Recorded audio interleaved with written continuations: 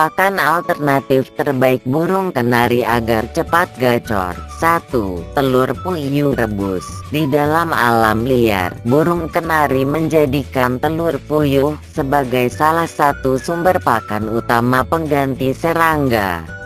Karena memiliki kandungan protein yang sangat tinggi, kita tentunya sudah tahu bahwa telur puyuh memiliki kandungan senyawa zeaxanthin, kolin, lutein, vitamin serta beberapa jenis mineral penting.